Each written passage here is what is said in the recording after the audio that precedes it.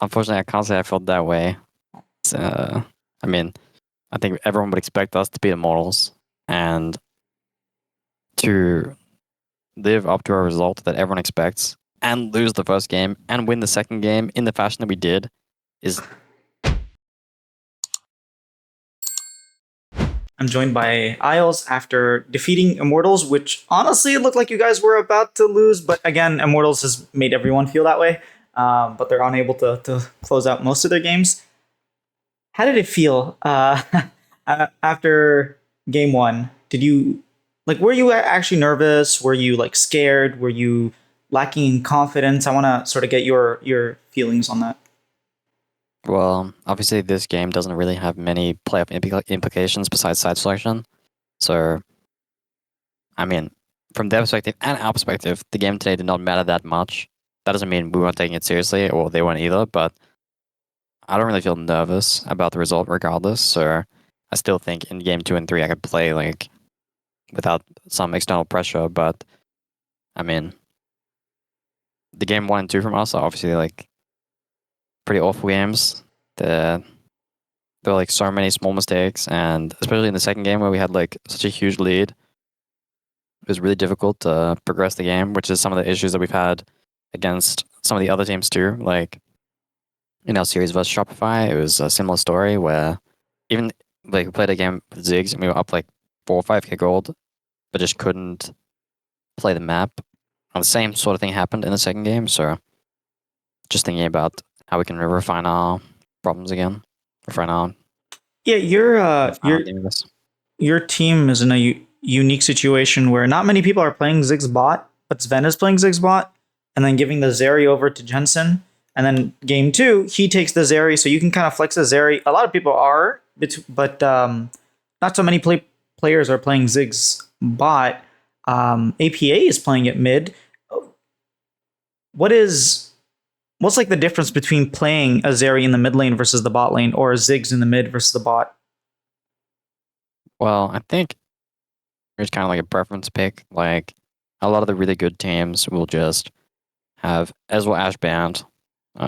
Like Asian teams too, they like the ban Kalista, and then a lot of them fill out that top side in the first three. So it'll just be like, Nidalee Renekton type like Asante, champs like this, and maybe like one part of mid lane or like one mid laner if they team feels strongly about like a champ like Corki or Lucian, something like that. And then in 4-5, after Ash, Ezreal, and Kalista are all banned, it becomes the team's preference of champs like Jin and Misfortune and Ziggs, this type of thing, or Zeri, right?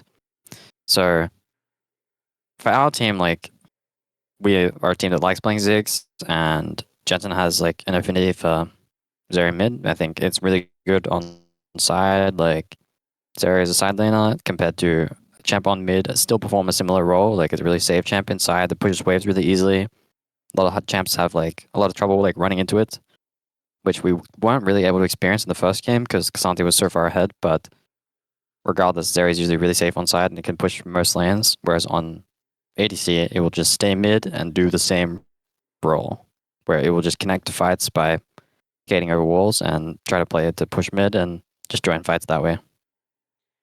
Speaking of fights, when you were talking, I couldn't help but remember when you're talking about like pick bans and how MF is like more popular in other regions, but not here in North America, and it's like often banned, not picked.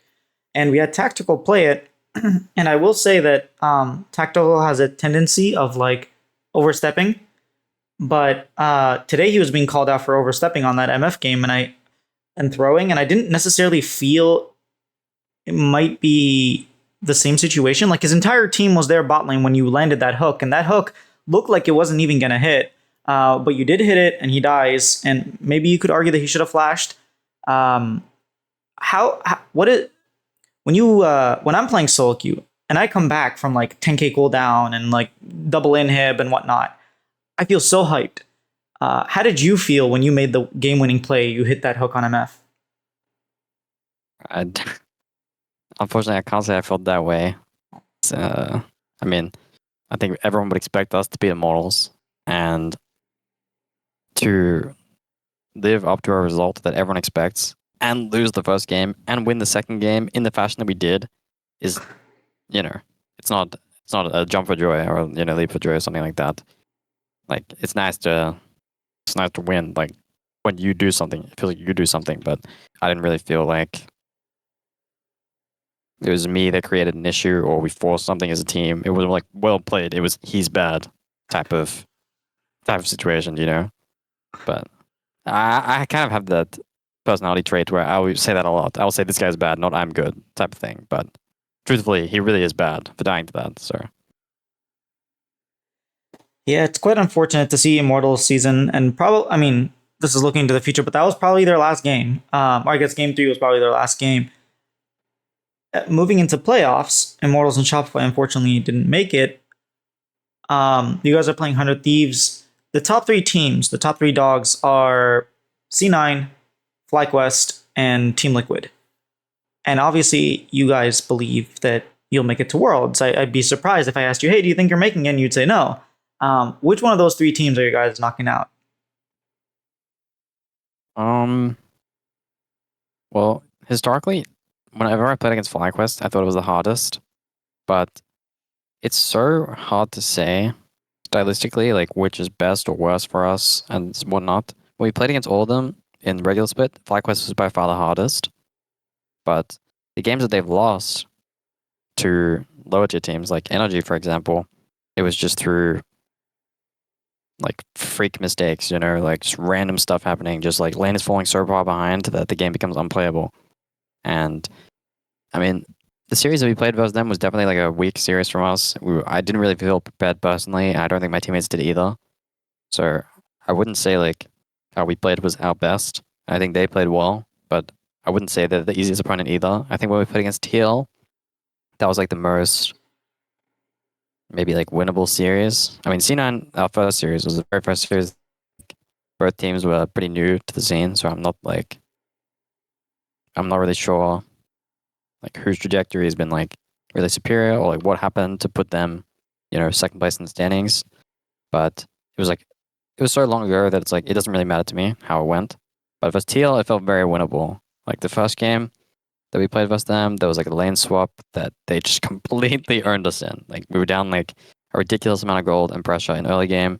We pretty much like ruined both sides of the map and jungle in like 3 minutes. It was like a fantastic situation from us. We just managed to screw it up so bad. It was crazy. But even in that game, it felt winnable.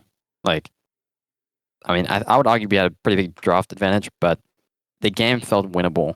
And it felt like we were playing the game well. So I guess that's the team I feel like we'd be most comfortable against. But it's also weird that this TL always beats all the other teams. So I'm not really sure. Yeah, they did go undefeated, even though it's not as great of a undefeated season as like when you think of all the other great undefeated teams or the ones that Yeah, went like best of close. one seasons. Yeah. Yeah, or even best of three. I mean, there was LCK with T1 and Genji almost did it this year. But um, I wanted to ask about your next matchup. You're playing against your previous duo in Tomo. Any like a grudge match? Is it like I have a feeling I didn't get a chance to interview him, but I have a feeling he's going in and he's like, I'm proof to them that I should have been the AD carry. You know, like a little bit of a grudge match. Is there the similar feelings on your side? No, I mean, I always liked playing with Tomo, and I was very outspoken when asked about it that I enjoyed my time playing with Tomo, and I think he's a good player. I think for our off season, like Sven was a better fit for what our team needed to go to Worlds. You know, some sort of like leadership role and someone who can break the game down in review and make the necessary changes in and out of game to push a team forward rather than to play the game to an individual level. I mean, I said many times when I was on Dig in the first split that, you know, Turmer was our best point player. I think he played really well and he didn't get enough credit at times. I thought as a duo we were really strong, and I can see that he's already made like wins to 100 Thieves over like only like 2 weeks or something, right? So I'm excited to play against him. I think he's really revamped like 100 Thieves, like either in like the honeymoon phase or whatever, but you know, I'm excited to play against him. There's no grudge or beef or anything. I'm just excited to see what he can do. Any words to Tomo before you go into that matchup? I mean, not really. I think it'll just be fun. All right, it'll be fun for sure. Thank you for your time, and good luck playing us on Thieves. Today is the day playoffs is starting. We're gonna see not Shopify. We're gonna see 100 Thieves versus Dignitas. It's gonna be really exciting. After the games, we'll be having like a debate show on just whatever topic we see, and probably some wider topics in the League of Legends scene. But it'll be a lot of fun. I'm excited for today, and I hope to see you guys there. Also, hit that subscribe button.